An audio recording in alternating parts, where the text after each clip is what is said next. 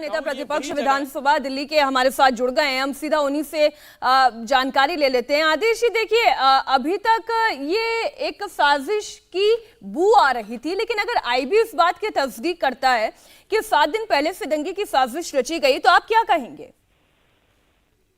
देखिए, आपने बिल्कुल सही कहा। हम तो पहले से ही कह रहे थे कि जिस तरह से ये दंगा किया गया और जो घटना थी वो मात्र एक संयोग नहीं था, एक साजिश था, एक प्रयोग है। और इस प्रयोग में वो शक्तियां शामिल हैं, वो लोग शामिल हैं जो इस तरह दिल्ली में जिन्होंने दंगे कराए, जिन्होंने इनको संरक्षण दिया, और वही लोग हैं वही लोग हैं। वो समय ऐसा उन्होंने चुना है कि जब शांतिपूर्ण ढंग से शोभा यात्रा निकाली जा रही तो उन्होंने उसके ऊपर पथराव किया, वहां तिरंगे पे भी किया, और जब पुलिस बीच में आई तो पुलिस के ऊपर भी उन्होंने जो पथराव किया, जो उनके ऊपर गोलियां चलाई, है वही साजिश है।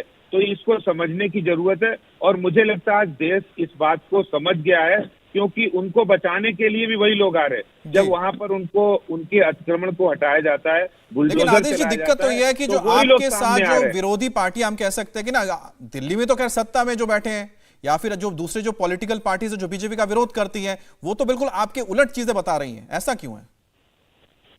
देखिए, मैं आपसे, आपके चैनल के माध्यम से एक बात बताना चाहता हूं।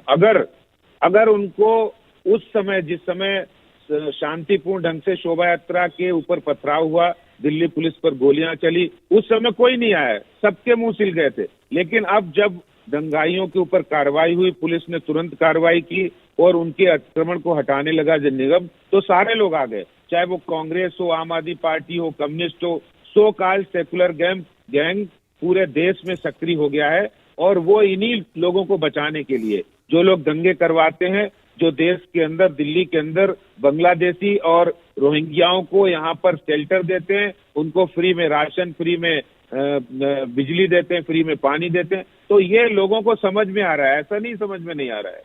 लेकिन एक बात बताइए कि आप जिस तरह से कह रहे हैं कि अगर इस तरह से रोहिंग्या, बांग्लादेशी लोग यहाँ पर मौजूद हैं, दिल्ली में, केंद्र में आपकी सरकार है, तो कैसे इनको हटाएंगे? बिल्कुल आदेश जी, आप बने रहिएगा हमारे साथ। जहांगीरपुरी, जहां पर ये दंगा भड़का, वहां से ही जो सांसद आते हैं बीजेपी के, हंसराज जी हमारे साथ, आप भी फोन लाइन पर जुड़ गए। हंसराज जी, देखिए, हमने एक बड़ी विस्तृत इस पर चर्चा की, और तब यही सवाल उठ रहे थे कि क्या ये लड़ाई हिंदू और मुस्लिम के बीच में है, या फिर ये लड़ाई एक सुनियोजित दंगा है और उसके बाद हिंदू और मुसलमानों को आपस में दूर करने की ये कोशिश है? जी,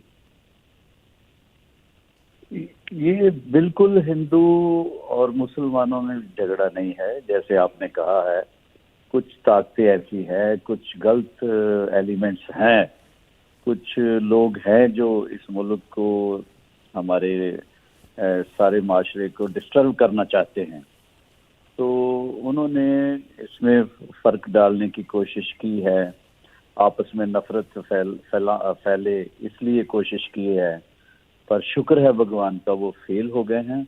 और आगे भी मैं अपील करूंगा कि ऐसे लोगों को, लोगों पे नजर रखो और इनकी बातों में ना आओ। हम सब एक हैं, ये हिंदुस्तान एक गुलदस्ते की तरह है। हर धर्म एक दूसरे धर्म का एहतराम करे, इज्जत करे, ईद मनाओ, बिल्कुल आप सही कह रहे हैं कि हर धर्म को दूसरे धर्म की इज्जत करनी चाहिए, लेकिन इस तरीके से एक जुलूस के ऊपर पत्थरबाजी कर देना, और वो भी एक रणनीति के तहत, और फिर जब आरोपियों की गिरफ्तारी होती है तो उन्हें किसी एक मजहब का बता के उन्हें पॉलिटिकल संरक्षण देने की कोशिश करना, ये क्या है? एक्चुअली कुछ एक शरारती लोग होते हैं, उसका मतलब ये नहीं कि वो कॉलोनी सब बुरी है, जब वो सारा समाज ऐसा है या सारी कौम ऐसी है। कुछ एक लोग होते हैं, वो हर कौम में होते हैं, हर समाज में होते हैं, तो उन पे नज़र ज़रूर रखनी है। मैं वहाँ ग्राउंड लेवल पे रोज़ जाता हूँ, देखता हूँ। पीस कमेटी के मेंबरान भी आए, उसमें हिंदू भी, मुस्लिम, सिख, ईसाई सब होते हैं। तो सबको मैंने जो मैं ज़ाती तौर पे महसूस किया कि लोग इकट्ठा रहना चाहते हैं, बहुत मोहब्बत से रहना चाहते हैं। कुछ ऐसे है फितने, कुछ ऐसे नेगेटिव लोग हैं जो इस नफरत को फैलाने में जुटे हैं, और मालिक करे, भगवान करे वो फेल हो जाए। बिल्कुल आप सही कह रहे हैं। आदेश गुप्ता जी भी हमारे साथ जुड़े हुए हैं, आप दिल्ली बीजेपी अध्यक्ष हैं। हमारे संवाददाता जतिन शर्मा, आदेश जी, हंसराज हंस जी लगातार इस पूरी खबर को डे 1 से कवर कर रहे हैं और वो भी मौके की परिस्थितियों को बहुत अच्छी तरीके से समझते हैं। वो भी कुछ आपसे सवाल पूछना चाहते हैं। जतिन, आप पूछ सकते हैं सवाल। हमारा सवाल यही है कि जिस तरीके से यहाँ पर पूरा घटनाक्रम हुआ उसको लेकर सबसे बड़ी कार्रवाई एमसीडी ने भी की। अवैध कब्जे को लेकर आपके इलाके में इस तरीके से अवैध कब्जे हो रहे थे, उसको लेकर इससे पहले कार्रवाई क्यों नहीं की? क्योंकि हम देख रहे हैं कि इस कदर अवैध कब्जा है कि सड़कों पर लोगों ने घर बना लिए, सीढ़ियां बना ली, लेकिन 30-30 साल से लोग रह रहे हैं। अब जाकर ये समस्या क्यों सामने आ रही है और इस मुद्दे को क्यों उठाया जा रहा है? इससे पहले कार्रवाई क्यों नहीं की गई है? ठीक है आदेश जी, इस सवाल का आप जवाब दें उससे पहले हंसराज जी, चूंकि आपका इलाका है, इस पर आप एक बार रिस्पॉन्ड करें। जी जी जतिन जी, हमारे प्रदेश अध्यक्ष जी माननीय आदेश गुप्ता जी भी हैं मैं इसमें टॉक में, तो मैं यही अर्ज करूंगा कि आप ये 1972 के कागज लिए फिरते हैं। बहुत देर के अवैध कब्जे हैं। पहले जो हो जाना चाहिए था वो चलो तो दुरुस्त, देर आए दुरुस्त आए। बात तो ये है कि एक मैसेज जाना चाहिए कि भाई आपको जमीन मिली है, आपको ठिकाना मिला है, आपको रोजी रोटी की मिला है, पर इसका कोई भी नाजायज फायदा ना उठाओ। बाकी जहाँ भी एनक्रोचमेंट है उसके लिए मेरा ख्याल हर जगह के लिए करना चाहिए। बिल्कुल सर, बिल्कुल देर आए दुरुस्त आए। आदेश जी हमारे साथ जुड़े हुए हैं और इसके अलावा मैं एक मिनट जतिन आपके पास आ रही हूँ, लेकिन आदेश जी इस पर आप रिस्पॉन्ड करना चाहते हैं कि मैं इस पे आपको देखो आपको बताना चाहता हूँ, ये बिल्कुल आपकी जानकारी अधूरी है।